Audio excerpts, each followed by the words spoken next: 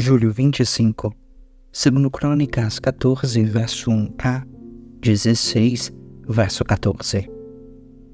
Quando Abias morreu e se reuniu a seus antepassados, foi sepultado na cidade de Davi.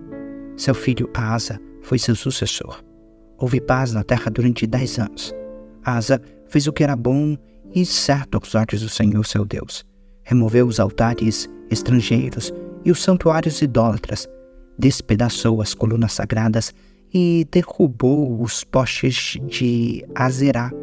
Ordenou ao povo de Judá que buscasse o Senhor, o Deus de seus antepassados, e obedecesse às suas leis e a seus mandamentos.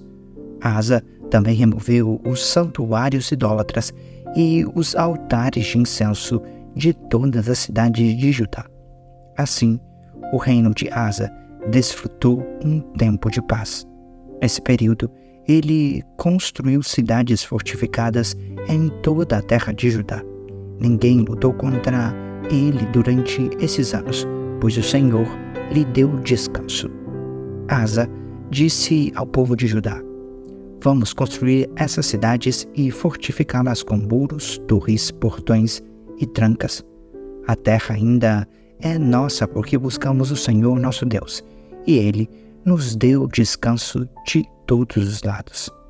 Assim, eles prosseguiram com os projetos e os concluíram com êxito. O rei Asa tinha um exército de 300.000 guerreiros da tribo de Judá, armados com escudos grandes e lanças. Também tinha um exército de 280.000 guerreiros da tribo de Benjamim, armados com escudos pequenos e arcos. Os dois exércitos eram formados por homens valentes. Certa vez, um etíope chamado Zerá atacou Judá com um exército de 1 milhão de soldados e 300 carros de guerra. Avançaram até a cidade de Marissa, de modo que Asa saiu com o exército para a batalha no vale ao norte de Marissa.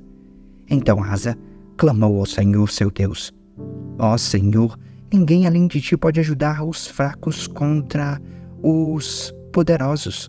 Ajuda-nos, ó Senhor nosso Deus, pois em ti confiamos.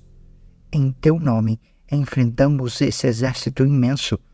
Ó Senhor, tu és nosso Deus, não permitas que simples homens prevaleçam contra ti." Então o Senhor derrotou os etíopes diante de Asa e do exército de Judá, e eles fugiram. Asa e seu exército os perseguiram até Gerar, e caíram tantos etíopes que não conseguiram se recuperar. Foram destruídos pelo Senhor e por seu exército, e os soldados de Judá levaram grande quantidade de despojos. Enquanto estavam em Gerar, atacaram todas as cidades da região, e o terror do Senhor veio sobre o povo dali. Como resultado, os soldados de Judá levaram muitos despojos também dessas cidades. Atacaram ainda os acampamentos onde havia rebanhos e levaram muitas ovelhas e camelos. Em seguida, voltaram para Jerusalém. Então, o Espírito de Deus veio sobre Azarias, filho de Oded, e ele foi ao encontro do rei Asa. "Ouça-me, Asa", disse ele. "Ouça-me, todo o povo de Judá e de Benjamim. O Senhor estará com vocês enquanto estiverem com ele. Sempre que o buscarem, o encontrarão. Mas, se o abandonarem, ele os abandonará." Durante muito tempo, Israel esteve sem o verdadeiro Deus, sem sacerdote para ensiná-los e sem lei para instruí-los. No entanto, sempre que se viram em dificuldades e se voltarem para o Senhor, o Deus de Israel, e o buscarem, eles o encontrarão. Naquele tempo, não era seguro viajar. Problemas afligiam os habitantes de todas as terras. Uma nação lutava contra a outra, e uma cidade contra a outra, pois Deus os afligia com todo tipo de angústia. Quanto a vocês, porém, sejam fortes e corajosos, pois seu trabalho será recompensado. Quando Asa ouviu a mensagem do profeta Azarias, encheu-se de coragem e removeu todos os líderes repulsivos da terra de Judá e de Benjamim e das cidades que ele havia capturado na região montanhosa de Efraim. Além disso, restaurou o altar do Senhor que ficava na frente da sala de entrada do templo do Senhor. Depois, Asa reuniu todo o povo de Judá e de Benjamim, e também o povo de Efraim, de Manassés e de Simeão, que havia se estabelecido entre eles. Muita gente de Israel tinha se mudado para Judá no reinado de Asa. Quando viu que o Senhor, seu Deus, estava com ele, reuniram-se em Jerusalém, no 3º mês do 7º ano do reinado de Asa. Naquele dia, sacrificaram ao Senhor 700 bois e 7 ovelhas dos despojos que havia tomado na batalha. Então, fizeram um acordo de buscar o Senhor, Deus de seus antepassados, de todo o coração e de toda a alma. Concordaram que qualquer um que não buscasse o Senhor, o Deus de Israel, deveria morrer, jovem ou idoso, homem ou mulher. Fizeram esse juramento de lealdade ao Senhor em alta voz, ao som de trombetas e clarins. Todo Judá se alegrou com esse acordo, pois o fizeram de todo o coração. Buscaram o Senhor com sinceridade e o encontraram, e o Senhor lhes deu descanso de todos os lados. O rei Asa chegou a depor sua avó Maaca da posição de rainha-mãe, pois ela havia feito um poste obsceno para a deusa Azerá. Derrubou esse poste obsceno, o quebrou e o queimou no vale de Cedron. Embora os santuários idólatras não tivessem sido removidos de Israel, o coração de Asa permaneceu inteiramente fiel durante toda a sua vida.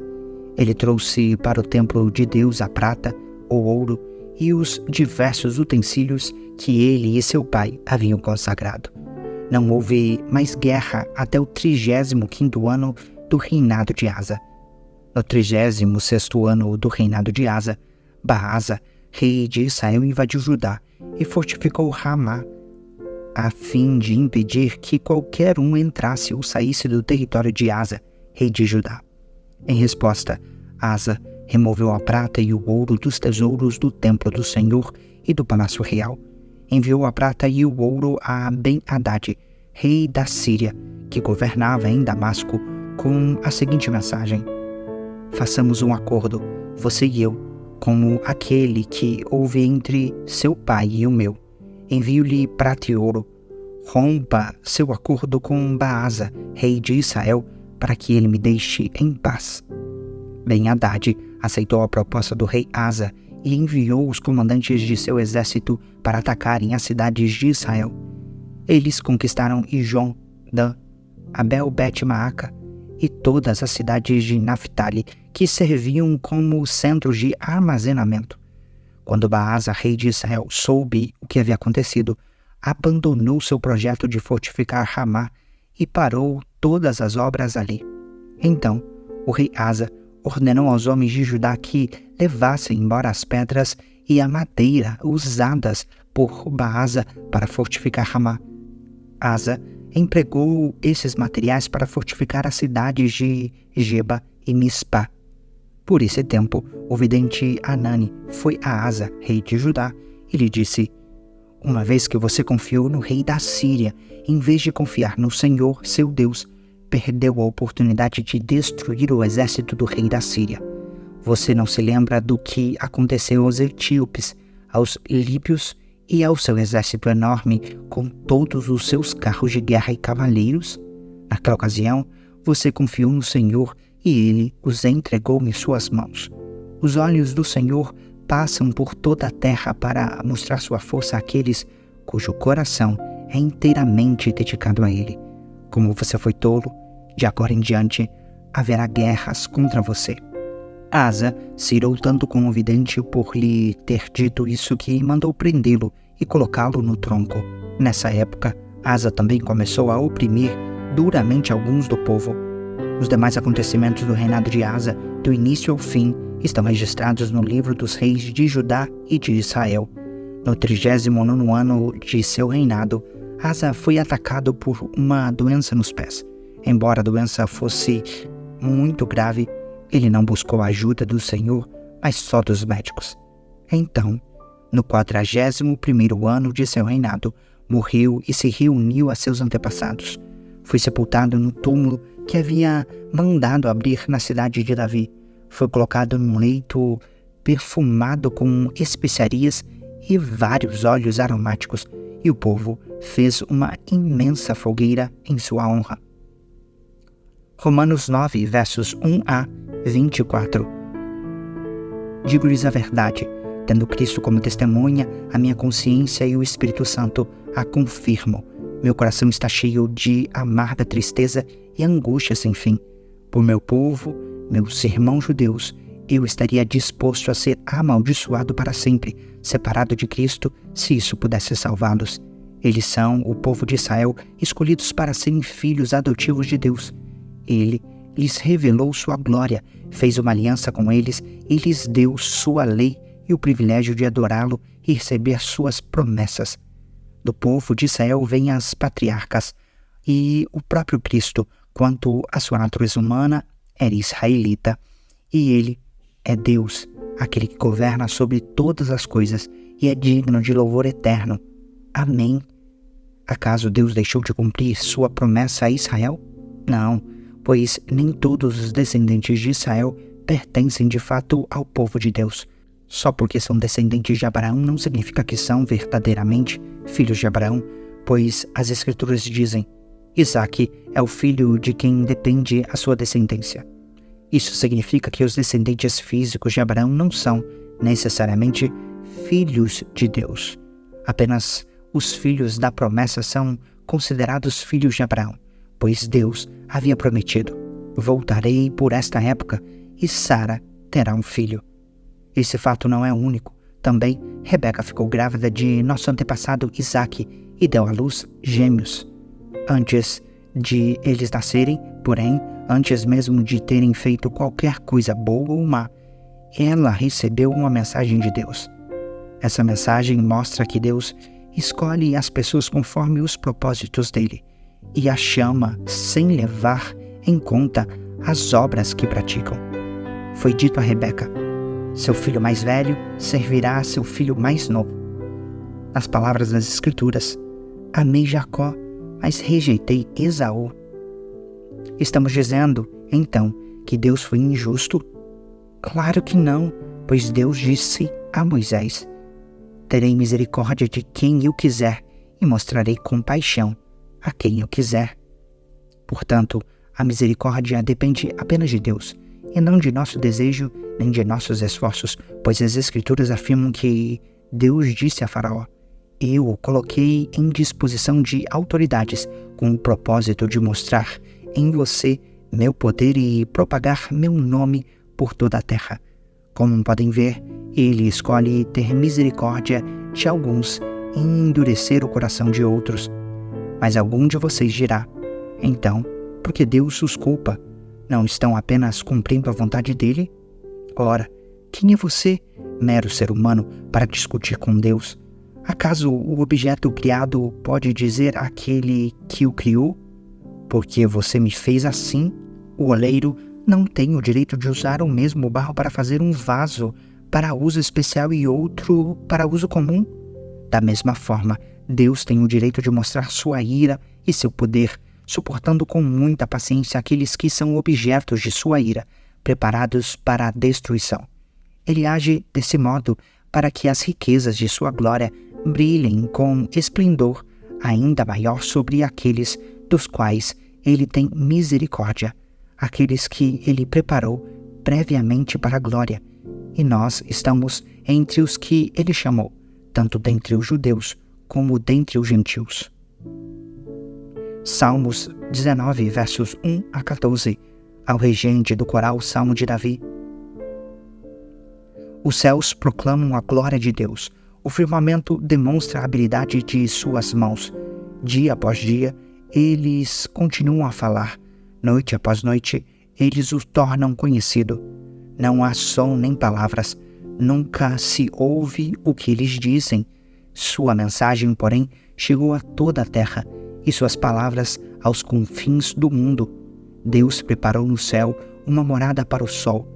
Dela, o sol irrompe Como o noivo depois do casamento, alegra-se como o valente guerreiro em seu caminho. O sol nasce numa extremidade do céu e realiza seu trajeto até outra extremidade. Nada pode se esconder de seu calor. A lei do Senhor é perfeita e revigora a alma. Os decretos do Senhor são dignos de confiança e dão sabedoria aos ingênuos. Os preceitos do Senhor são justos e alegram o coração. Os mandamentos do Senhor são límpidos e iluminam a vida. O temor do Senhor é puro e dura para sempre. As instruções do Senhor são verdadeiras e todas elas são corretas. São mais desejáveis que o ouro, mesmo o ouro puro. São mais doces que o mel, mesmo o mel que corteja do favo. São uma advertência para teu servo, grande recompensa para quem os cumpre. Quem é capaz de distinguir os próprios erros? Absolve-me das faltas que me são ocultas. Livra teu servo dos pecados intencionais. Não permitas que me controle. Então serei inculpável e inocente de grande pecado. Que as palavras da minha boca e a maldição do meu coração sejam agradáveis a ti, Senhor, minha rocha e meu Redentor. Provérbios 20, verso 1. O vinho produz zombadores, o álcool leva a brigas. Quem é dominado pela bebida não é sábio.